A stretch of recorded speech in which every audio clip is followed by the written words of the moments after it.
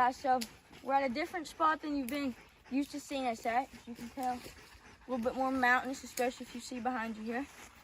And what this spot is last year behind me was a nice food plot that we put in early fall.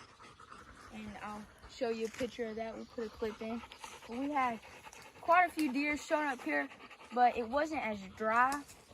And up here on this mountain, there's no water unless you go off one of these big old drop-offs way down, probably 800 yards or more, or you go down to the bottom, which we have noticed more deer down there right now. It's cooler. We've been up into some 90-degree weather here lately. So here we have our mineral site that we put in, and our mineral sites that we do, we don't just pour it on the ground like you do corn or like a feed. We like to dig it out. You bury most of the mineral. You put that dirt back over it and put the rest of the mineral on top. And what that does is, just like anything else, deer will come and they'll get what they like, and then they'll smell that and they'll get a taste of it and they'll keep digging. They want more and more. And unless it rains or something, that mineral will really absorb down in there better than if you just laid it on top. And we use kind of an attractant mineral, but no names because we're not sponsoring nothing here. And what we'll do is, as you can tell, this has been here for a year or two, and deer have already found this, but we haven't put any mineral here since last season, so hoping we can draw some new stuff back in this year.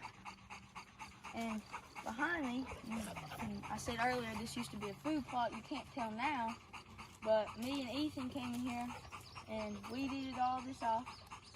We disced it and we planted it with a brassica top mix, and it really done good on this upper half.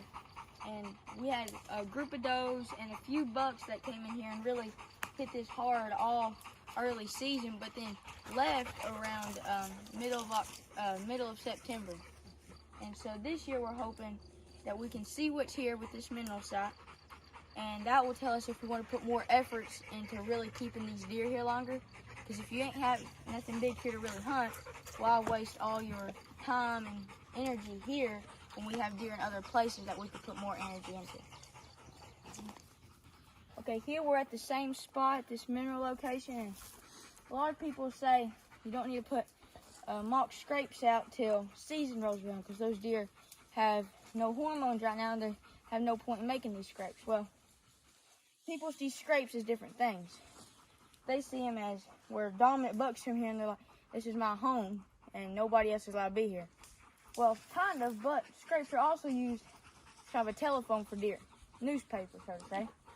Does, fawns, any type of buck will come in here and hit this scrape. All they're doing is they're leaving a little bit of scent, and they're checking out what other deer are around here. So a dominant doe comes in, you might see other does come in here and use this scrape trying to say they're the dominant doe. Or you see a young buck use this scrape, and then you see a younger one use this scrape, and you're like, well, that don't make no sense. He's acting like he's more dominant. Well, more than anything, he's just trying to overpower that other buck that was here. So here, we'll dig us out just a little bit of dirt, get a nice area where all this scent will really soak into the soil. Once we do this, we already got our limb here that we're going to use, and a lot of people just cut it off, use a dead limb. Okay, so like if you got a nice head scratch, you won't want to be poked and bothered, and that's what this live limb will do. It will keep that limb or whatever branch you're using from getting all dried out. Especially if you use a cedar branch, those cedars are nice and flimsy, and then when they die, they're just like a brick sitting there. And no buck or no deer is going to want to really use that. So we'll come here, and I have some buck scent right here. I can give you the brand, but it's a buck scent, and everybody wants to use this dominant stuff and like a real aggressive like rut, and you could use it, but that's just a little out of nature. Like, what buck's going to be rutting in July? So, like I said earlier, this is kind of like a newspaper. They will use this in deer and rut, but right now we're just putting a deer scent here. So you get this here.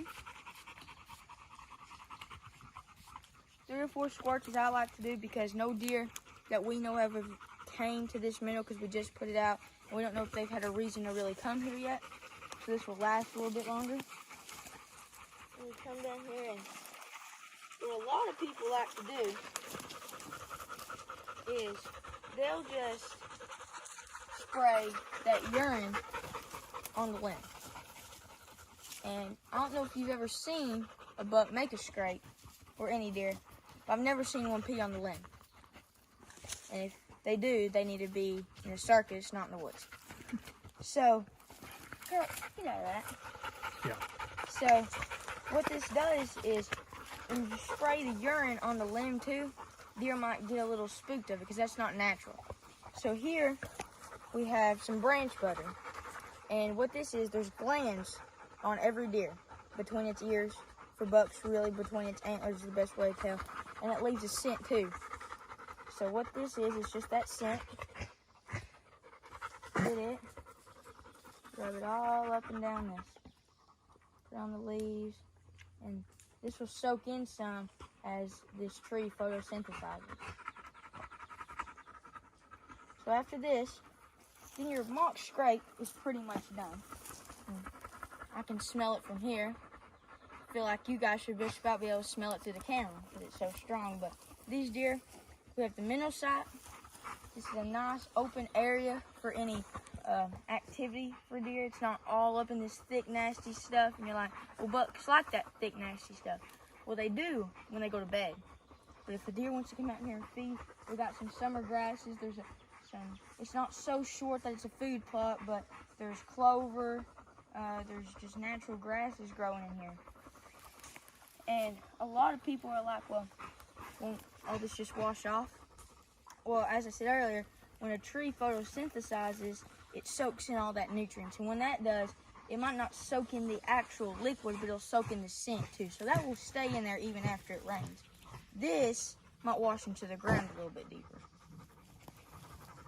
I have a scrape rope here that I made myself and has the end here. And this will last even if it does rain. But in this spot, there's no need in it because there's trees. This is mostly used on the edge of a field somewhere when we're in a food plot where there's no trees for you to use.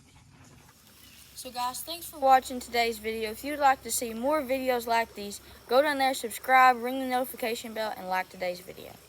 Leave a comment on if you do like these things or if you'd like to see us do different things. And leave your opinion if you have different ideas. Thanks for watching, and we'll see you next time.